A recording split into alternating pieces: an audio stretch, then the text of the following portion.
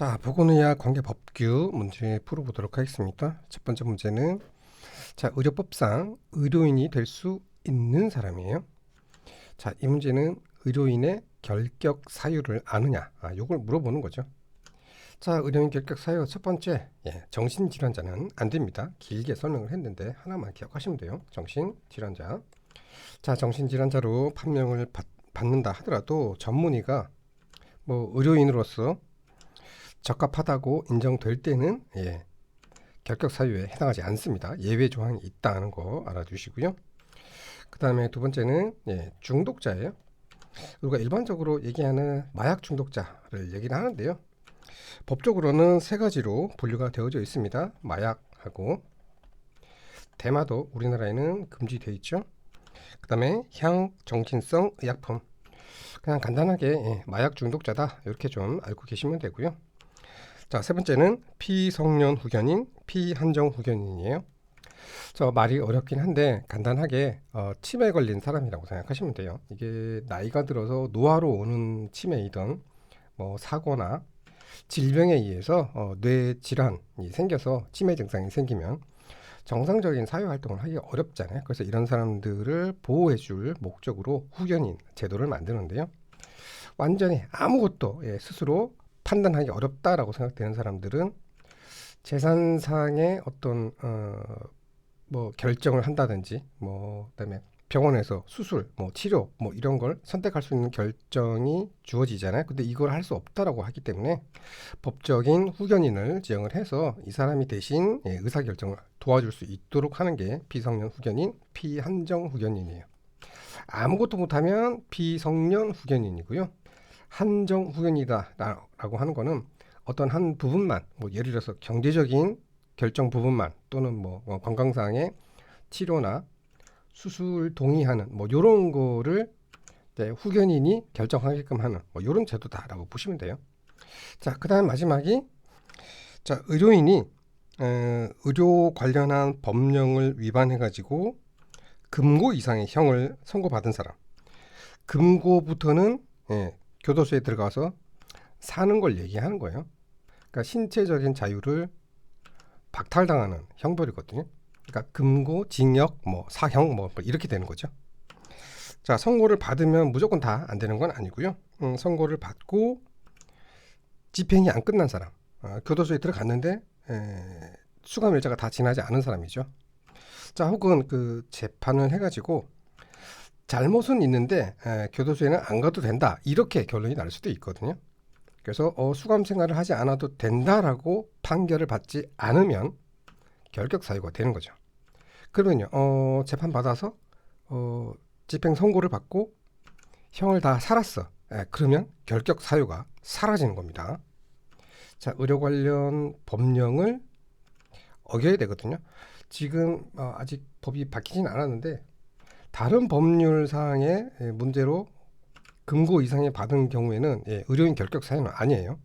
반드시 의료하고 관련되어진 법규를 어겨서 집행을 받아가지고 수감 생활이 끝나지 않았거나 수감 생활을 하지 않아도 된다라는 판결을 받지 않은 사람이에요.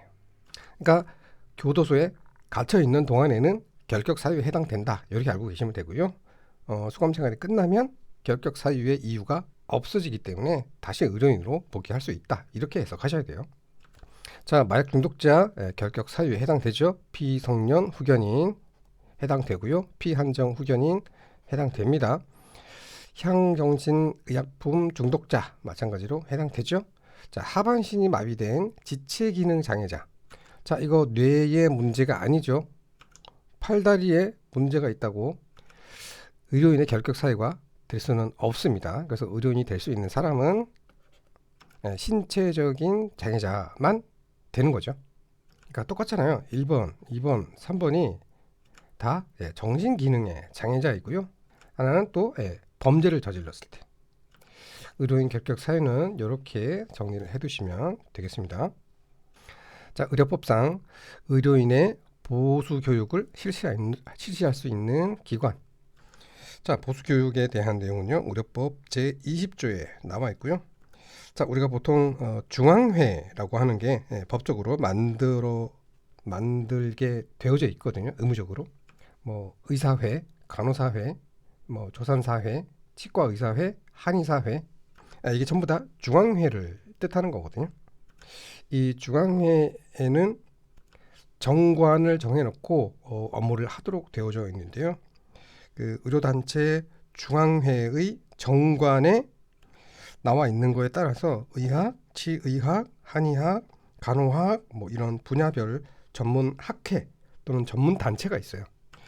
여기에서 보수교육 할 수 있습니다. 그다음 두 번째는 대학하고 전문대학원인데요. 의과대학, 치과대학, 한의과대학, 의학전문대학원, 치의학전문대학원, 한의학전문대학원, 간호대학도 포함됩니다. 이런 대학, 전문대학원, 그리고 여기에 부속되어져 있는 병원이 있죠. 여기에서 보수교육 실시할 수 있습니다. 그다음 세 번째, 수련병원 있죠. 보통 이제 대학병원 이상급에서 뭐 전문의, 뭐 인턴, 레지던트 수련하는 병원들 있잖아요. 여기서도 보수교육 할 수 있고요. 그다음에 보건의료 관계 쪽은 아닌데 인력개발원에서도 할 수 있어요. 그러니까 한국보건복지인력개발원이라고 하는 곳에서 보수교육을 할 수 있습니다. 여기가 주로 전문적으로 하는 데고요. 이제 다른 법령에서 정하고 있는 데가 있어요. 그러니까 의료법을 제외한 다른 법률에서 정해놓은 보수교육 시설기관에서 할 수 있습니다. 간호사라면 여기겠죠. 여기 전문단체 간호사협회에서 하는 거죠. 자, 보시면 수련병원, 이게 정답이죠. 질병관리청 아니고요. 국민건강보험공단에서 안 합니다. 건강보험심사평가원 아니고요. 진료심사평가위원회 여기도 아니에요. 1, 2, 3번은 쉽고요. 요거만 조금 다르니까 얘만 조금 따로 좀 기억을 해두시면 뭐 어렵지 않게 풀 수 있는 문제인 것 같아요. 자, 의료법에 명시된 종합병원의 요건. 자, 병원의 등급은 이거 하나로 결정을 합니다. 병상수. 그러니까 입원을 할 수 있느냐. 입원을 할 수 있다면 병상 몇 개, 환자 몇 명을 볼 수 있느냐. 요걸 가지고 병원의 등급을 나누는 거죠. 입원이 안 되는 데를 뭐라고 그래요? 의원이라고 하죠. 우리 동네에 있는 상가 건물에 하나씩 있는 거. 외래만 보고 입원을 할 수 없어요. 입원 시설이 없어요. 그죠? 요거 의원이라고 하고요. 그다음에 병원이라고 있어요. 병원은 입원할 수 있는 데죠. 물론 외래 진료도 하는 거고. 그다음에 종합병원이에요. 이 종합병원이 입원할 수 있고 외래도 진료를 볼 수 있는데 베드 수, 그러니까 환자를 몇 명 입원시킬 수 있느냐 기준이 100명이죠. 그래서 100개 이상의 병상을 갖출 요게 종합병원의 첫 번째 조건입니다. 자, 종합병원도 큰 병원들이 있어요. 그래서 병상 수를 기준으로 합니다. 100개 이상 해서 300개까지 같은 종합병원이어도 300개까지 운영을 할 수 있으려면 조건이 있죠. 다른 거는 뭐 크게 중요하지 않고 진료 과목 수가 차이가 나죠. 반드시 7개 이상의 진료 과목을 봐야 되고요. 이 7개 진료 과목 전부 다 전문의가 있어야 되는 조건이 있죠. 자, 그 다음에 300병이 넘는 큰 병원입니다. 300병상 이상 진료 과목이 9개.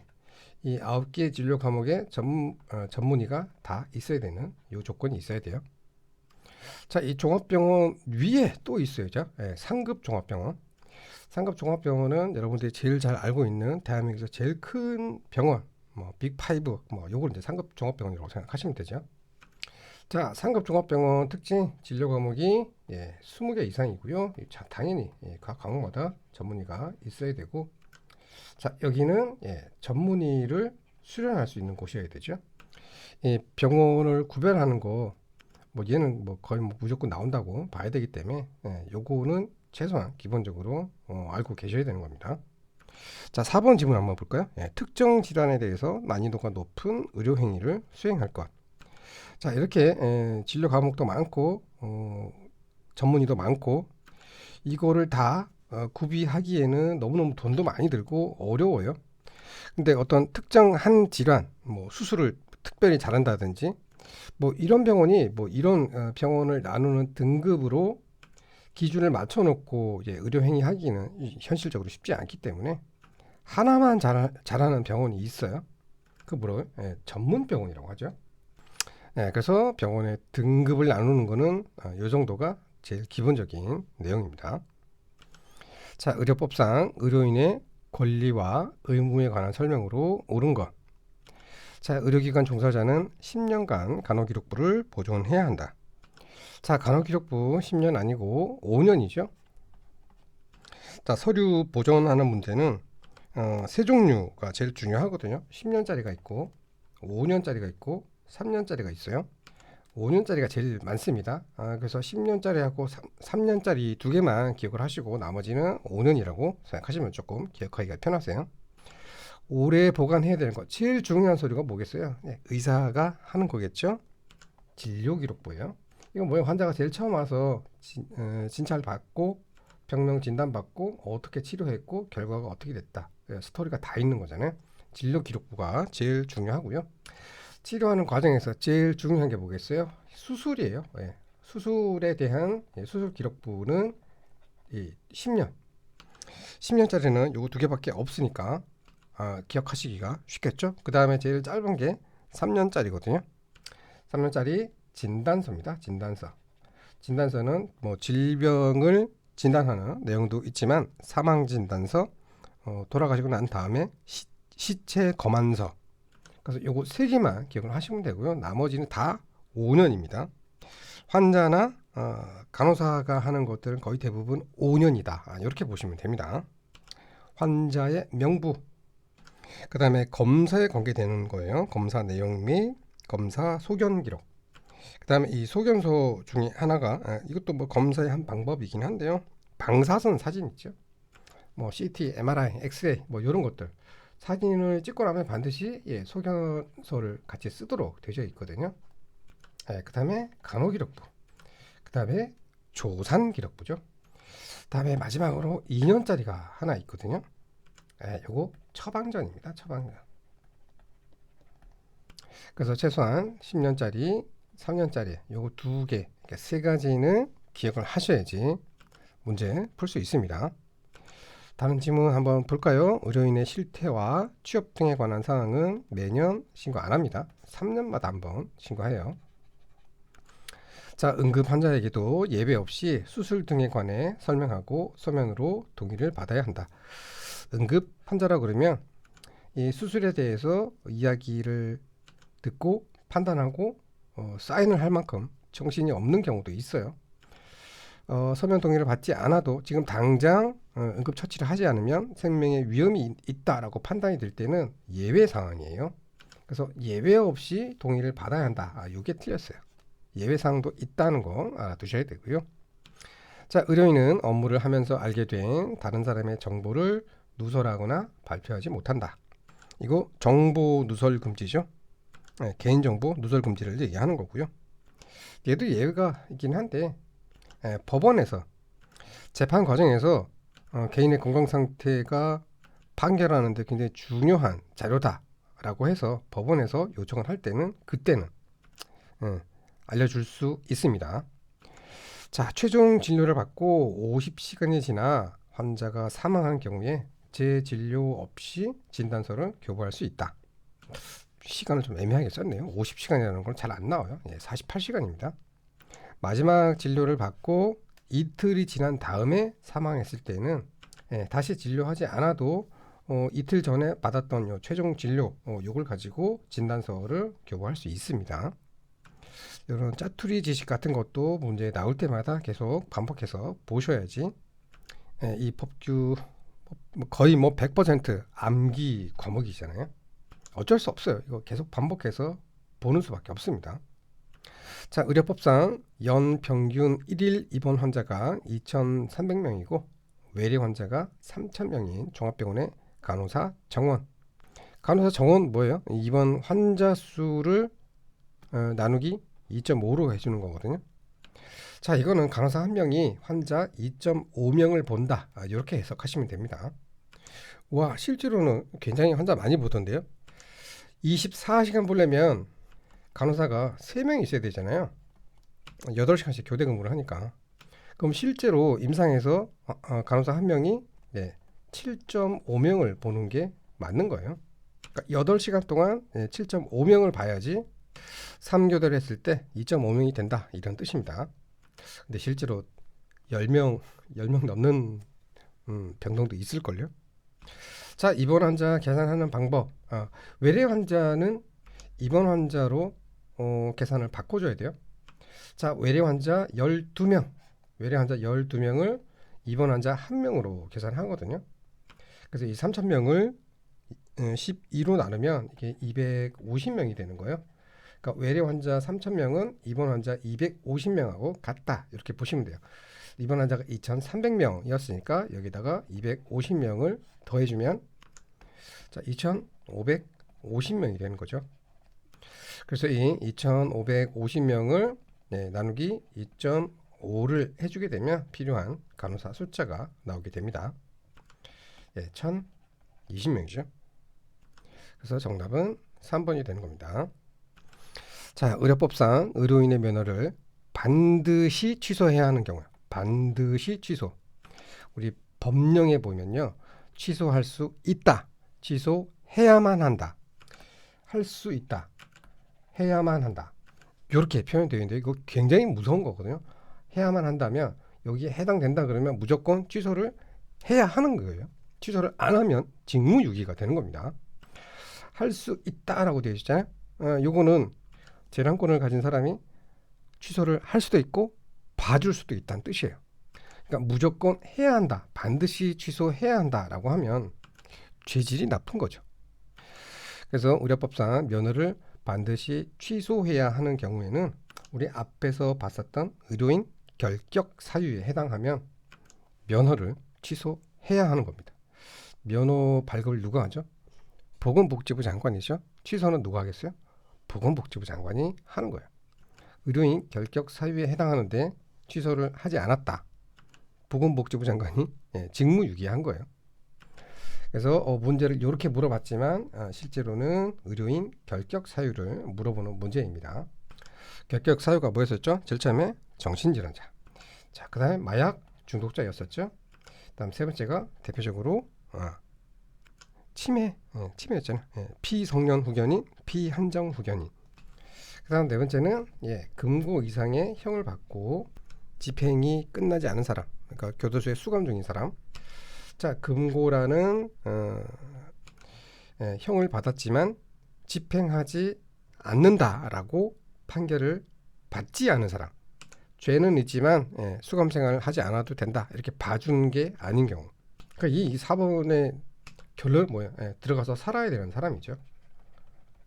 그러니까 법원에서 수감하지 않아도 된다라고 판결을 했거나 수감이 아직 끝나지 않은 사람. 그래서 지문에서 보시면 향정신성 의약품 중독자로 진단받았을 때 결격 사유에 해당하죠. 자, 그 다음에 참고적으로 면허를 취소할 수도 있고 봐줄 수도 있다. 요거는 결격 사유보다는 조금 가벼운 잘못을 했다, 이렇게 얘기할 수 있겠죠. 자, 취소보다 약한 거는 자격정지예요. 자격정지는 자격정지 기간 동안 의료행위를 할 수 없는 거죠. 이거는 식당을 운영하는 사장님한테 식당을 운영하지 못하도록 영업정지 내리는 거하고 똑같은 거거든요. 그래서 할 수 있는 거에 보게 되면 일단 자격정지를 받았는데 자격정지 기간 중에 의료행위를 했다, 그러면 취소시킬 수 있습니다. 그 다음에 세 번의 자격정지가 있다, 세 번째에 면허를 취소할 수도 있습니다. 그러니까 가벼운 벌칙을 줬는데 그거 안 지키면 취소까지도 할 수 있게 되어져 있는 거죠. 그 다음에 두 번째, 면허를 내줄 때 조건이 붙어 있는 면허가 있어요. 이 면허의 조건을 이행하지 않은 것. 그러니까 면허를 내줄 때 여기 범위에서만 의료행위를 해라고 면허를 내주기 때문에 그거를 벗어나는 거는 취소 사유가 되는 거죠. 다음 세 번째, 제일 좀 흔한 거죠. 면허를 빌려주는 거. 첫 번째는 좀 봐주겠죠. 근데 이게 뭐 2번, 3번 이렇게 됐다, 그러면 취소해버리죠. 그 다음에 중요한 게 그 일회용 의료기기 있잖아요. 한 번 쓰고 버려야 되는 거. 일회용 의료기기를 재사용해가지고 환자가 위험한 상황에 빠졌을 때, 그 일회용 의료기기를 재사용했다고 무조건 취소할 수 있는 건 아니에요. 환자가 위중한 상태로 빠져야 됩니다. 그 다음에 다섯 번째가 무면허 의료행위예요. 아무리 의사여도 자기가 속해 있는 병원에서만 의료행위를 해야 됩니다. 다른 병원 가서 하거나 병원이 아닌 곳에서 의료행위하면 그것도 무면허 의료행위거든요. 뭐 무면허 의료행위를 했다고 무조건 취소할 수 있는 건 아니고요. 무면허 의료행위를 통해서 환자가 위중한 상태가 됐을 때 취소할 수 있습니다. 다음 여섯 번째, 컨닝 해가지고 시험 합격해가지고 면허를 받았다. 그러면 취소 사유예요. 다음 비슷한데, 국가고시 응시 자격이 없는 사람이 시험 쳐가지고 성적이 나와서 면허가 나왔어. 이것도 취소 사유가 됩니다. 이 자격은 전문 대학교, 전문 학과를 졸업하지 않고 시험 보는 걸 얘기를 하는 겁니다.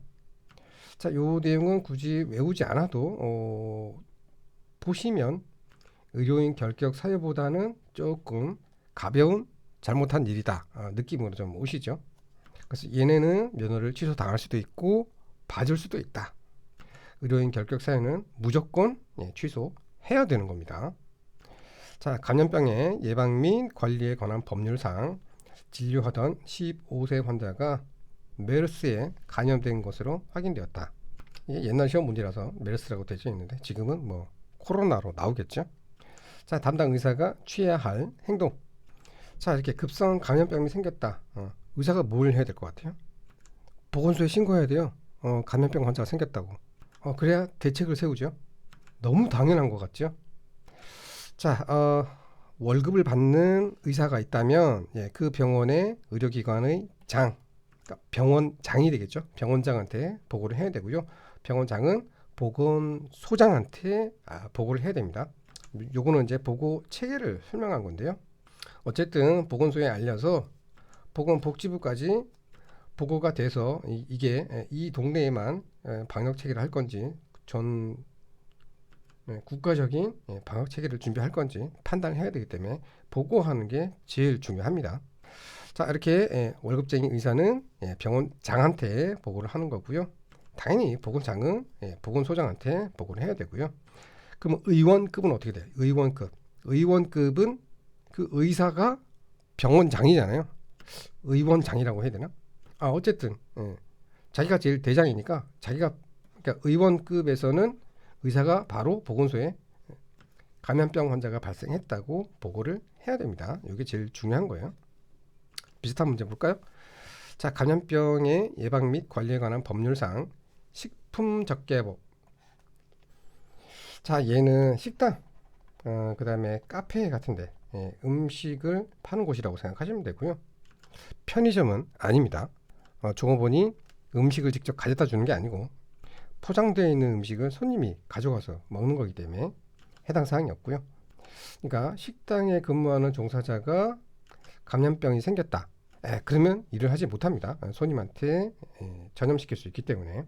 그럼 이제 질병의 종류에 따라서 이런 제한을 두는 내용이 있는데요. 한번 보시겠어요? 어떤 질병에 걸리면 식당에서 일을 못하도록 하는 게 좋을 것 같아요. 간염이죠. 이건 질병의 전파 경로를 보면 좀 쉽게 이해가 되는 부분이죠. 식당이니까 제일 문제가 되는 감염병이 뭐겠어요? 식중독이죠. 식중독. 제일 대표적인 게 콜레라, 그다음에 장티푸스, 파라티푸스, 그다음에 세균성 이질, 장출혈성 대장균 감염병, 그다음에 A형 간염입니다. 자, 얘네들 공통적인 특징, 심하게 설사를 시켜서 사람 고생시키는 병들이고요. 얘네는 오염된 음식이나 물, 뭐 이런 걸 통해 가지고 감염을 전파하기 때문에 식당이나 음료를 파는 카페 같은 데에서 감염되기가 쉬운 그런 질환들이다라고 이해를 하시면 될 것 같습니다. 제일 위험한 데가 집단 급식소죠. 뭐 뉴스에 제일 많이 나오는 데가 학교잖아요. 학교. 이렇게 연결을 해서 기억을 해두시면 좋을 것 같습니다.